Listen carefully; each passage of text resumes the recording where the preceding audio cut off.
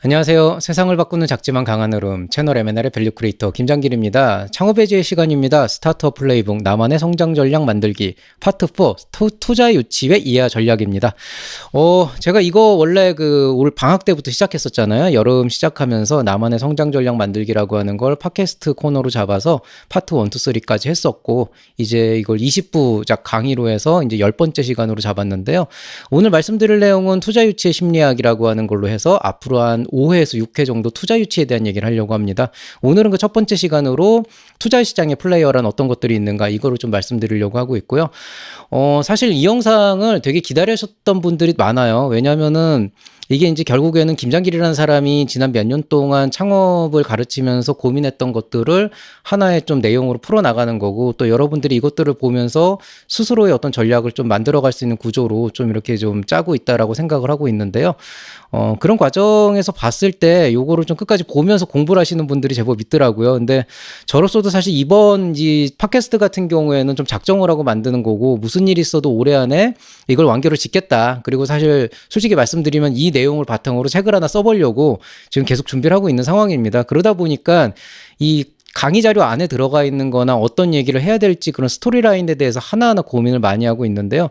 그러다 보면은 시간이 굉장히 많이 걸리거든요. 이게 지금 강의 기획만 한 몇 시간이 걸리고, 그 다음에 자료 만드는 게 또 몇 시간이 걸리고 해서 꼬박 하루가 들어가는 작업인데, 하루가 넘게 들어가죠. 실제로 편집까지 따지면은. 근데 너무 바빴어요. 그 하루를 낼 시간이 도저히 없어가지고 이게 틈틈이도 안 되더라고요. 그래서 간신히 이제서야 어떻게든 좀 자리를 잡고 다시 한번 시작해 보도록 하겠습니다. 앞으로 11개 강좌 남아있는데요. 이 11개 강좌는 꼬박꼬박 올려서 어떻게든 제가 12월 안에 마무리 짓도록 하겠습니다. 자, 그럼 강의 시작하겠습니다.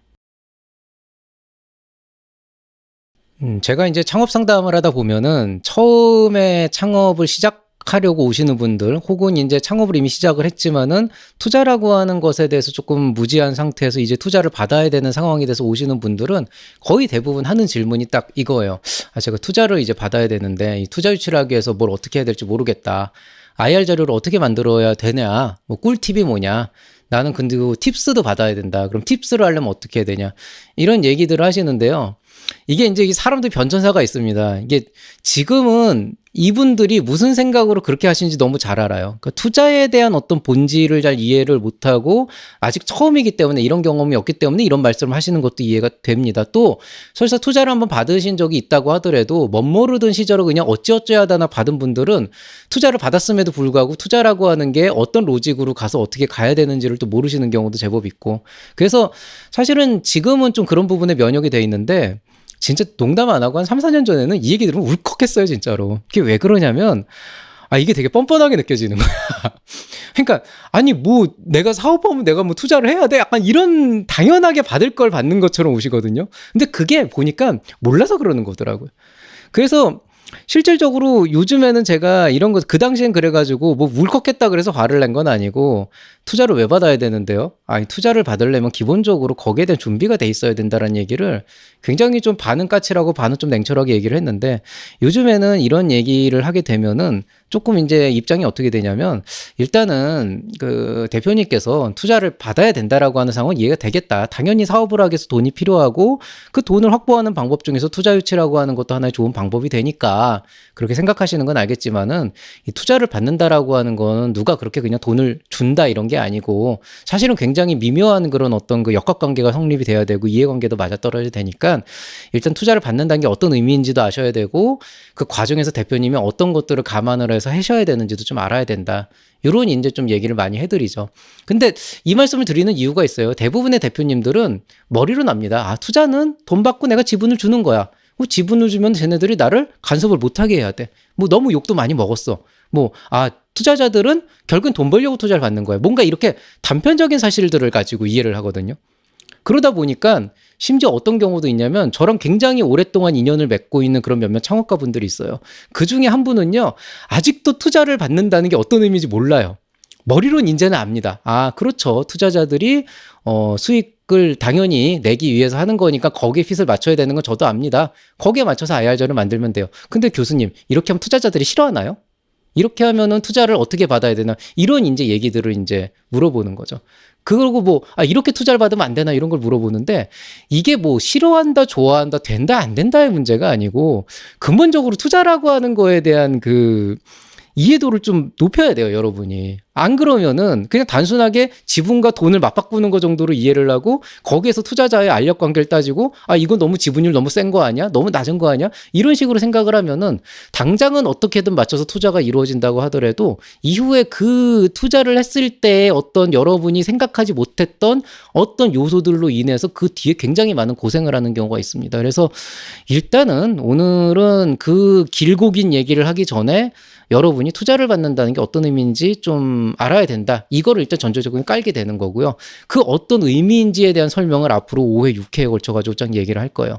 근데 이제 중요한 거는 그럼에도 불구하고 아마 여러분은 이거를 100% 이해를 못할 겁니다. 결국에는 사업을 하는 당사자의 입장이라는 게 있고 투자자의 입장이라는 게 있고 저는 투자를 받게도 해보고 실제로 투자 집행을 하는 과정에 참여도 해봤기 때문에 양쪽의 그 입장들을 다 보고 있고 한편으로는 투자를 받게끔 하는데 좀 더 집중하고 있지만 한편으로는 좋은 기업을 선정해서 투자를 할 수 있게끔 하는 부분에서 집중을 하고 있기 때문에 그 양쪽의 과정에서 제가 좀 느낀 것들을 말씀을 드릴 거예요. 그렇지만은 어떤 의미에서 보면 결국에는 투자를 받는 사람은 그쪽의 입장에서 생각할 수밖에 없고 주는 사람은 그쪽의 입장에서 생각할 수밖에 없기 때문에 제가 지금부터 말씀드리는 5가지, 6가지라고 하는 게 서로 간에 있는 오해를 조금이라도 줄일 수 있으면 좋겠다는 생각에서 시작을 하지만은 어쩌면 큰 도움이 안 될 수도 있겠다. 이런 좀 불안함도 좀 있긴 합니다. 그렇지만 노력을 한번 해보도록 하겠습니다. 일단 여러분들이 처음에 생각하고 있는 건 투자라고 하는 건 결국에는 내가 돈을 뭐 1억 원을 받고 뭐 지분을 한 10% 내놓고 이렇게 자금과 주식을 교환하는 거 아닌가 이런 생각을 하고요. 어떤 분은 자금과 주식을 교환한다 그러니까 금액하고 퍼센테이지만 보고 이건 뭐 너무 큰 거 아니야 이러는데 실제로 투자 시장에서 사용하는 용어들이 굉장히 다양하기 때문에 그렇게 숫자로만 보고는 사실 판단하기 어려운 부분들도 있거든요.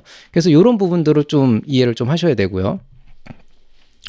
그러면은 과연 이제 자금과 뭐 지분을 주고 받는다 이게 로지컬하게 맞아요. 과정상으로 맞지만 실제로 이 투자라고 하는 게 어떤 과정을 거쳐서 이어지는지를 좀 고민을 해봐야 되는데 기본적으로 투자 시장에서는 주요 플레이어가 셋이 있습니다. 그 3명의 주요 플레이어가 뭐냐면 일단 투자를 받는 당사자, 스타트업이 있죠.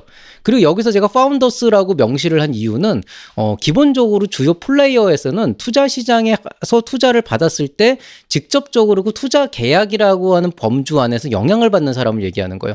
투자 계약이라고 하는 안에서 영향을 받는 사람들은 주주입니다. 주주라고 하는 건 흔히 얘기하는 스타트업에서 일부 지분율을 갖고 있는 파운더들과 거기에 이제 같이 들어가 있는 공동대표나 코파운더들 혹은 C레벨 이사진들 중에서 월급 받는 게 아니고 실제로 지분율을 일부 할애받은 사람이 되겠죠. 만약에 여러분이 회사의 직원으로 들어가서 일부 스톡옵션을 받는다 그러면 그분들도 사실은 이 당사자가 될 수도 있으니까 플레이어에 해당이 됩니다. 그럼 나는 지분이 없지만은 나는 거의 기술이사야. 그럼 나는 당사자가 아닌가? 아닙니다. 왜냐하면은 기본적으로 여러분이 지분율이 없고 그냥 이사다 이렇게 있다 그러면은 투자 계약이 어떻게 이루어지건 여러분은 그 투자 계약에 영향을 받지 않아요. 그냥 뭐 월급 받는 거죠. 그리고 뭐 그거 안 맞으면 떠나면 되는 거죠. 그러니까 만약에 여러분이 지분이 하나도 없는데 내가 이 회사를 이끌어가는 사람이고 나 없으면 회사가 안 된다? 아닙니다. 만약에 여러분이 없는데 회사가 안 된다라고 판단이 되고 정말 떠나면 안 될 사람이라면 아마 지분을 일부를 가져갔을 거예요. 근데 만약에 그걸 안 받았다면은 여러분 스스로가 밀어냈거나 아니면은 상대방이 그렇게 생각을 안 했거나 아니면 그 외에 어떤 현실적인 다른 이유가 있거나 이렇게 되겠지만은 일단 투자 계약이라고 하는 투자라고 하는 그 워드 안에서 단어 안에서 이루어졌을 때는 확실하게 지분율을 갖고 있는 그 구성원만이 주요 플레이어라고 할 수가 있습니다. 나머지는 그냥 월급 받는 직원인 거예요. 그리고 그 플레이어들 하나는 실제로 투자를 하는 투자 주체가 있습니다. 잠재적 주주라고 하고 있죠. 그러니까 뭐냐면 투자를 당장은 안 하겠지만 만약에 투자 심의를 거쳐서 투자가 이루어지고 실제로 확약이 된다라고 하게 되면 자금이 들어가고 실제로 그때부터는 이분들도 주주로 참여를 하게 되니까 이 스타트업 안에 플레이어로 들어가게 되죠. 그렇지만은 그걸 하기 전까지는 투자를 하는 주체가 되는 거니까 잠재적 주주다. 그래서 이 잠재적 주주는 나중에 주주로 갈 수가 있다. 이렇게 돼 있습니다. 그리고 많은 사람들이 놓치고 있는 게 출자자가 있습니다. LP, 리미티드 파트너라 그래서 이 펀드, 투자를 하려면 이 투자의 주체가 어디선가 돈을 가져와서 줘야 되잖아요. 이게 자기 돈일 수도 있지만 개인 투자자는 보통 자기 돈을 넣기도 합니다. 근데 자기 돈을 보통 넣는 경우는 없고 보통 투자 조합이라고 하는 어떤 펀드가 결성이 돼서 그 안에서 실제로 투자금을 이런 비상장 기업 스타트업에 투자를 할 수 있게끔 이제 자금을 확보를 하고 그걸 굴리는 게 이제 벤처 캐피탈이나 엑셀러레이팅 캐피탈이라고 하는 투자자들이 하는 일들이고 실제로 그 자본을 구성하는 제공자가 있습니다. 국가에서 이 자본을 제공하면은 모태펀드가 되는 거고요. 일반 이제 그 사기업이나 아니면 개인이 여기다 자본을 제공하거나 그런 투자조합을 제공하면은 사모펀드가 되는 겁니다. 그 출자자들이 있어요. 그리고 이 주요 플레이어들은 이렇게 1, 2, 3이 있고 이 투자 시장 안에서는 이 세 명의 이해관계가 서로 이제 맞물려 가면서 돌아가게 되어 있습니다. 그런데 실제로 오늘 이제 말씀드릴 내용은 주로 이제 스타트업과 투자자들에 대한 얘기고 안타깝게도 이번에 출자자에 대한 얘기는 하진 않을 거예요. 왜냐하면은 실제로 출자자는 아주 특별한 경우가 아닌 이상은 투자 협약이나 이런 데 영향을 미치지 못합니다. 그리고 출자자는 거기에 영향을 미쳐서는 안 돼요. 왜냐하면 책임도 안 지기 때문에. 그래서 조금 요거는 이해관계가 복잡하고 그 안에 구성에 따라서 달라질 수는 있는 건데 기본적으로는 출자자는 주요 플레이어긴 하지만은 투자의 계약 자체에 직접적인 영향을 세게 미치진 않기 때문에 그런 부분에 있어서는 조금 그 어느 정도 좀 한 발을 떨어뜨려 놓고 봐야 된다. 그래서 여러분은 사실은 기본적으로는 투자자와의 관계를 좀 직접적으로 생각하면서 왜냐하면 여러분도 투자를 받는 당사자니까 생각을 하되 간혹가다 경우에 따라서는 어떤 출자자가 있느냐도 조금 볼 필요는 있습니다. 자, 그럼 투자펀드라고 하는 건 기본적으로 어떤 순환 구조를 가지냐라고 하게 되면은 기본적으로 기업에 투자를 하는 그 주체가 있어요. 그게 투자자가 되겠죠. 자, 투자자는 어떤 역할을 하냐? 펀드를 운영을 합니다. 어떤 펀드를 운영하죠? 스타트업, 기업을 발굴하고요. 이 스타트업들은 기본적으로 자기의 사업을 운영하죠. 그 여러분이에요. 여러분이 회사를 이제 운영하면서 사업을 운영하고 있는데 외부에서 자금이 필요하다 그러면 돈을 끌어와야 됩니다. 정부 지원 자금이나 대출이 아니다 그러면 이제 그 투자자로부터 투자를 받게 되는데 그 투자 자금, 이쿼티 자본을 회사로 끌어오게 돼 있고요. 그 자본을 끌어오는 만큼 지분의 일부를 내놓고 그 다음에 회사에 정기적으로 보고를 하죠. 주주총회 등을 거쳐서 우리가 이렇게 사업을 하고 있습니다. 보고를 하고 있고 만약에 이제 스타트업에서는 거의 일어나지 않지만은 뭐 배당이 발생한다 그러면 배당을 줄 수도 있고 그게 아니면 나중에 엑시스 됐을 때 그때 이제 나오는 수익 구조를 이제 펀드로 이제 회수를 하게 되는 그런 구조를 가져가게 되죠. 그럼 출자자들은 뭘 하고 있냐? 아까 얘기했듯이 투자자들이 펀드를 운영한다 그러면 그 펀드의 원천이 있어야 되는데 이 펀드의 원천 자금을 투입을 합니다. 자금을 투입하는 만큼 투자자는 이 펀드를 어떻게 운용하고 있습니다를 정기적으로 총회를 거쳐서 보고를 해야 돼요. 그래서 리포트 보고를 하고 거기에 따른 수익을 같이 줘야 되고요. 출자자들은 순수하게 돈만 이쪽으로 넘기는 구조로 되어 있습니다. 그렇게 되다 보니까 스타트업과 출자자는 직접적으로 소통할 일이 그렇게 많지는 않고 설사 뭐 우연히 만날 일이 있다고 하더라도 직접적으로 출자자가 스타트업에 뭔가를 이렇게 영향을 미치거나 그런 일은 법적으로는 법적이라기보다는 그런 일은 없고 그런 말을 들을 필요도 없습니다. 이제 다만 이제 실제 주주의 역할을 하고 있는 건 투자자이기 때문에 이 둘 관계에는 이제 주주로서의 관계로 어떤 계약이나 이런 것들이 좀 존재를 하게 돼 있죠. 그렇지만 어쨌든 이 투자자의 기본적인 돈의 원천이 출자자이기 때문에 전혀 영향을 안 받는다라고는 할 수가 없습니다. 조금 미묘한 관계라고 보시면 돼요. 자, 그럼 돈을 받는 여러분 입장에서는 투자 시장에서 여러분은 보통 어떤 목적을 가지고 투자를 받냐라고 하게 된다 그러면 본격적인 얘기는 다음 시간에 얘기를 하겠지만은 기본적으로 여러분은 투자 시장에서 가장 큰 목적이 사업 자금을 조달하는 거죠. 그럼 사업 자금을 왜 조달을 하느냐를 보면 크게 두 가지가 있더라고요. 첫 번째는 일단은 이건 투자자의 성향에 따라 다른데 재무적 안정성을 확보하기 위한 목적으로 받는 분들도 있어요. 일단 내가 1억, 2억을 받았지만은 어디선가 3억, 4억을 또 준다 그러면은 일단 받아놓고 보는 분들이 있습니다. 왜냐하면은 돈이 일단 몇 억에 쌓여 있으면 내가 당장 자금이 동날 일이 없으니까 좀 미리 좀 땡겨놓자. 그럼 좀 안심하고 사업을 하겠지? 이런 고민들 할 수 있거든요. 그래서 재무적 안정성을 확보한다라는 관점에서 조금 그런 분들도 있고요. 근데 이제 대체적으로 보면은 기업이 돈이 필요하다라고 하는 건 일반적으로는 내가 더 많은 이제 사업을 확장하고 그 다음에 시장 점유율을 확대하려고 하는 거다라고 해서 사업 확장이나 시장 점유율 확대 이런 어떤 스케일업의 목적으로 보통 이제 자금 조달하는 목적이 크죠. 그런데 어떤 분들은 근데 그런 경우가 있어요. 아닌데 나는 그냥 지금 당장 월급 주고 돈이 필요해서 그런 건데라고 하는데요. 사실은 그거는 투자를 받아서는 안 될 가장 큰 이유 중에 하나입니다. 물론 그런 경우에 투자를 받는 경우도 있고 실제로 대다수가 그렇게 받긴 하지만은 요거는 관점의 차이니까 제가 이제 다음 시간에 스타트업의 입장에서 얘기할 때 조금 말씀을 드릴 거고요. 그 다음에 이제 이런 과정을 통해서 여러분들은 어떤 효과를 만들어야 되냐면 기업 가치를 증대해야 됩니다. 그래서 투자자의 협력을 통해서 기업 가치를 상승하고 이 투자자들하고 장기적 어떤 그 파트너십을 좋은 관계를 맺는다 그러면은 이걸 통해서 후속 투자 유치를 통해서 더 많은 자금을 조달할 수 있는 그런 이제 기회를 받게 되겠죠. 그와 동시에 또 이 딜레마가 있는데 여러분은 일단 투자를 받게 되면 이 투자자와는 기본적으로 주주의 관계를 형성하게 됩니다.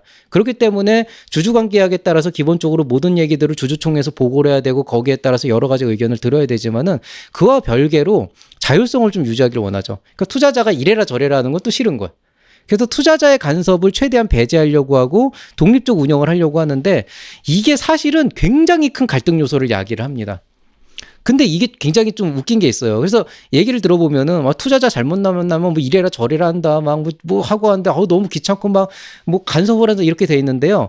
이게 사실은 두 가지 중에 하나일 가능성이 있습니다. 그게 뭐냐면 정말 투자자를 잘못 만났을 경우 진짜 안 좋은 질 나쁜 투자자를 만나서 굉장히 사업 일거수일투족으로 컨트롤 당하면서 굉장히 좀 그런 경우도 있고요. 또 근데 반대의 경우는 어떤 경우냐면은 참다 못해서 간섭하는 경우도 있어요. 그러니까 돈은 받았는데 대표가 사업을 개판으로 움직이는 경우가 실제로 있더라고요. 이런 경우에는 투자자가 실제로 어느 정도 거기에 대해서 좀 제동을 겁니다. 근데 주주로서 제동을 거는 건데요. 이런 경우 실제로 많지가 않은 게 이게 투자자들 입장에서도 굉장히 피곤한 일이기 때문에 보통 좋은 투자자들은 그런 기미가 보인다. 이 사람들이 자율성을 확보했을 때 그 자율성이라고 하는 건 어디까지나 서로의 신뢰관계를 유지하면서 발전을 할 수 있는 그런 어떤 그 상호 어떤 그 이해관계를 잘 맞춰가면서 갈 수 있는 관계다라는 게 제대로 파악이 되면은 투자자들도 돈만 투입하고 그다음부터는 크게 신경 안 써요. 그냥 주주총회만 계속 해내죠. 그런데 이제 만약에 이제 이 자율성이라고 하는 게 방종 그러니까 정말 지 꼴리는 대로 사업을 그냥 막 해버리면서 개판을 만들어 나가면은 이 투자금을 회수하지 못할 정도로 이제 사업이 정말 쭉 가는 경우가 있거든요. 회사 망하지 않는데 진짜 답이 안 나오는 경우가 있어요. 그런 경우에는 조금 문제가 심각해져서 그런 것들이 보일 때는 사실은 저도 발벗고 나서가지고 이제 투자를 반대하는 경우도 실제로 있고요. 이런 경우가 있는데 그런 것들이 사실은 이제 좋은 투자자들은 그런 것도 잘 걸러내는 능력이 좀 있어야 되는데 반대로 이제 창업가의 입장에서는 이해는 됩니다. 아니 내가 내 사업 하는데 아무리 투자를 했어도 내가 지분 많이 갖고 있고 내가 하고 싶은 대로 하겠다는데 너무 이제 간섭하면 싫죠. 그래서 이제 이런 것들 때문에 실제로 투자가 사전에 깨지기도 하고 서로 좀 이해관계가 안 맞기도 하고 하는 그런 부분들이 좀 있기는 합니다.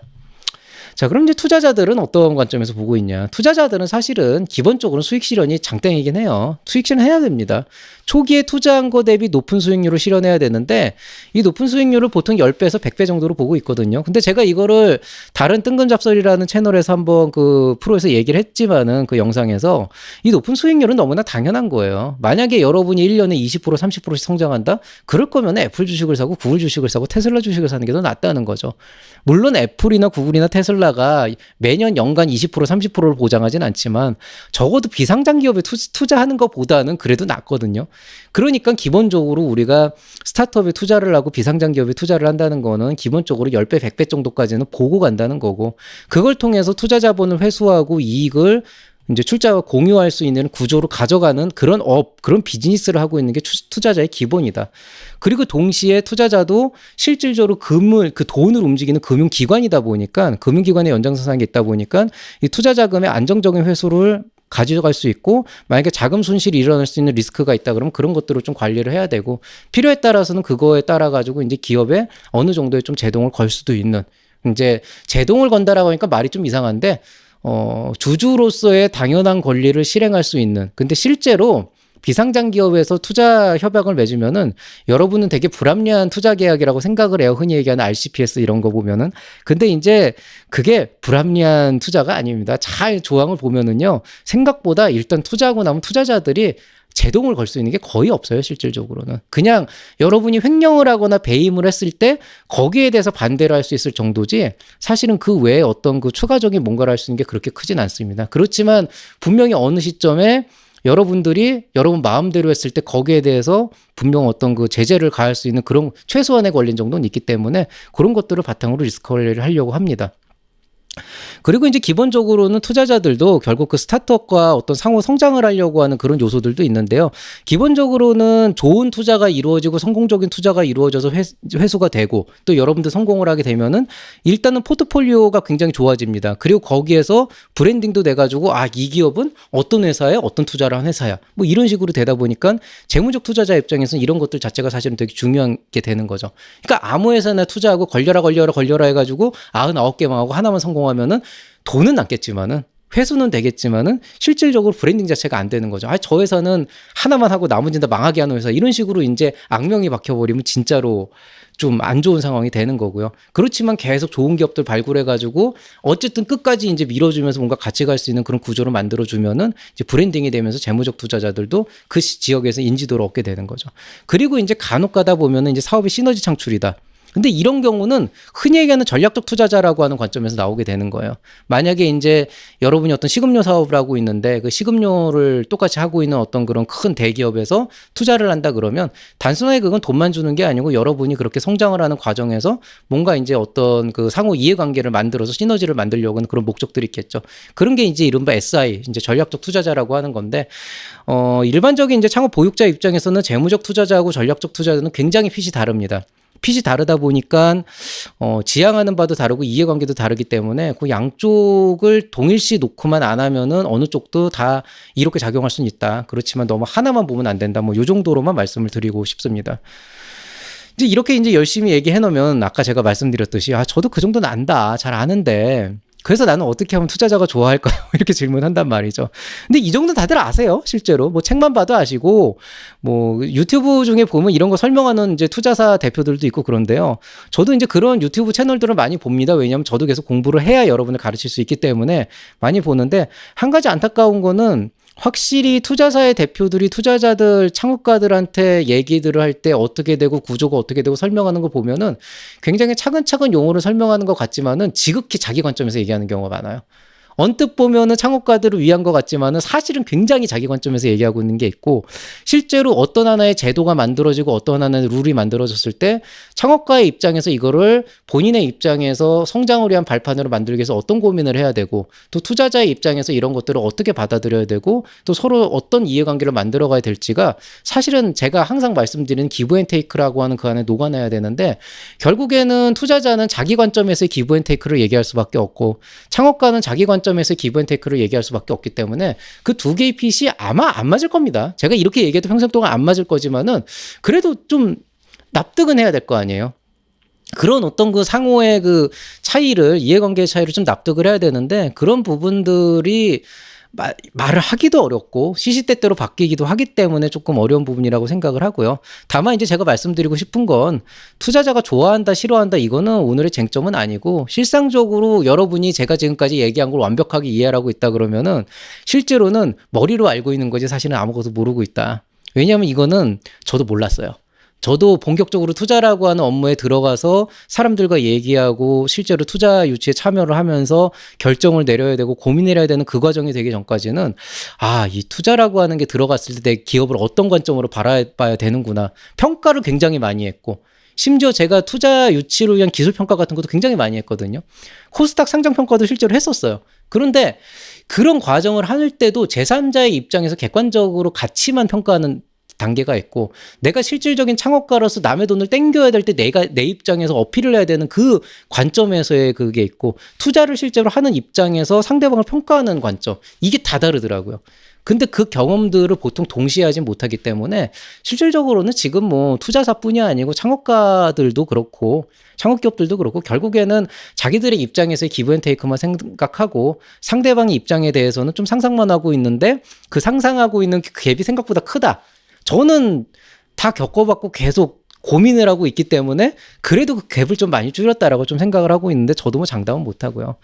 그래서 결국 여러분이 뭐 이 모든 것들을 다 이해한다고 투자를 받을 수 있는 건 아닙니다. 그렇지만은 여러분이 조금 더 투자자들의 핏에 맞게끔 어떤 여러분의 사업의 가치를 어필하고 그 다음에 IR 자료를 만들어야 된다면은 어떻게 하면 IR 자료가 예뻐질까요? 어떻게 하면 투자자들한테 사랑받을 수 있을까? 이게 핵심이 아니고, 과연 창업가 여러분은 언제 어떤 시점에 누구에게 어떤 형태의 투자를 받아야 할까를 먼저 스스로가 고민하고 결정을 해야 된다는 겁니다. 대부분은 근데 이렇게 결정 안 해요. 그냥 딱 하나예요. 내가 내년에 1억이 필요해. 그러니까 1억을 받아야 되는 거야. 내가 내년에 3억이 필요해. 그럼 3억을 받아야 되는데 3억이면 시드야. 그럼 밸류에이션이 30억이고 10%야. 이런 식의 단편적인 관점이거든요. 거기에 언제 누구에게 어떤 투자라는 개념이 어디 들어가 있냐는 거죠. 그냥 돈이 필요하니까 받는 거죠. 근데 그럴 거면 차라리 빚을 내는 게 맞을 수도 있다는 거예요. 그래서 제가 여러분한테 드리고 싶은 말씀은 결국 지피지기면 백전불패라는 말이 있잖아요. 나를 알고 남을 알면 100번을 이겨서 지지 않을 수 있다. 이기진 않아도. 그렇다면은 창업가의 입장에서 또 투자자의 입장에서 성공적인 투자라고 하는 건 과연 어떻게 돼 있는지를 각자의 핏에 맞춰서 조금 한번 고민해 볼 필요가 있고, 그렇다면 그 핏 안에서 결국 창업가가 투자자가 될 수는 없는 노릇이니, 업종 변경을 하지 않는 이상은 투자를 받아야 되는 창업가가 투자자의 입장에서 말을 할 수는 없는 노릇이니, 창업가의 입장에서 어떻게 하면 내 입장을 조금 더 상대방이 이해할 수 있게끔 현명하게 얘기를 할 수 있고, 그렇게 해서 성공적으로 투자 유치를 할 것인가, 여기에 대한 얘기를 한번 하나씩 다뤄보고자 합니다. 다만 이런 얘기들을 이제 할 건데요. 제가 컬러를 좀 놨는데, 자, 창업가의 입장 새싹 특강입니다. 투자자의 입장 창구먼 특강이고요. 성공적인 투자 여기서부터는 파트 2입니다. 그래서 창꿈 특강 2인데요. 이렇게 해가지고 이제 지금부터 유료 강좌로 100% 운영이 될 거고요. 이 대여섯 개 안에 이제 여러분이 생각하는 그런 이제 밖에서나 함부로 얘기하고 있지 않은 얘기들을 좀 담아내려고 하고, 이게 또 이제 개인의 영역으로 들어가면 또 달라져요. 왜냐하면 이렇게 얘기해도 여러분이 어떤 사업을 하고 어떤 아이템을 하고 여러분이 성향 어떠냐에 따라서 투자 형태도 다 달라지거든요. 그럼 거기에 대해서 이제 맞춤형 그 어떤 컨설팅이 필요하기 때문에 그때는 이제 또 제 컨설팅 프로그램을 이용하셔야 됩니다. 다만 이제 제가 여러분에게 이제 기업가 정신이라는 관점에서 한 가지 조언을 드린다 그런다면은, 사업은 누군가의 마음에 들기 위해서 하는 것은 아닙니다. 다시 한번 말씀드릴게요. 여러분이 하는 사업은 누군가의 마음에 들기 위해서 하는 것이 아닙니다. 이걸 항상 머릿속에 염두에 두시고 이 말이 어떤 의미인지 한번 곱씹어 보세요. 의외로 여러분은 착각을 하고 계시는 경우가 많아요. 제가 듣는 얘기 중에 가장 뭐라 그래야 되나 대답하기 애매한 게, 교수님의 기대에 어긋나지 않도록, 교수님을 실망시키지 않도록 열심히 하겠습니다라는 얘기가 있어요. 진실을 얘기하면은요, 저는 실망하지 않습니다. 뭐 기대를 하지 않기 때문에 실망도 하지 않아요. 그거 왜 그러냐면, 아니 그 친구가 사업을 해서 대박이 돼서 100억대 뭐 1000억대 부자가 된다고 저한테 뭐 땡장 한번 떨어지는 거 없거든요. 뭐 그냥 기뻐해 주는 건데 제 입장에서 뭐 축하를 해주는 거지, 뭐 무슨 기대가 뭐 떨어지는 게 있어야 기대를 하든지 말든지 할 거 아니에요. 다만 이제 내가 아끼는 사람이고 내가 정말 좀 사랑하는 제자고라고 한다 그러면 그 친구가 행복해지는 게 저한테도 기쁜 일이니까 그런 종류의 바람은 있지만, 그게 어떤 사업의 원동력이 된다는 건 좀 말이 안 되는 거고, 사업은 스스로의 성장을 위해서 있는 거고, 또 같이 일을 하는 사람들의 어떤 그 행복을 추구하기 위해서, 나뿐만이 아니고 내 주변에 있는 사람들과 투자를 하는 투자자들까지도 같이 성장할 수 있는, 다 같이 잘 되기 위한 그런 목적으로 있어야 되는 거기 때문에, 누군가를 배척하고 누군가를 배제하고 누군가를 뭐 아군으로 끌어들이고 이렇게 마음에 들기 위해서 하는 건 아닙니다. 그래서 뭐 물론 이제 그렇다고 뭐 여러분 마음대로 하라는 얘기는 아니에요. 여러분 뭐 꼴리는 대로 하라는 얘기는 아니고, 이제 여러 가지 사항들을 고민을 하면서 좀 계속 성장을 하길 바란다는 의미에서 말씀을 드리는 건데요. 뭐 이렇게 두리뭉실하게 얘기하면은 또 두리뭉실하게 받아들일 걸 알지만은, 뭐 또 사업이라는 게 그런 거 아니겠습니까?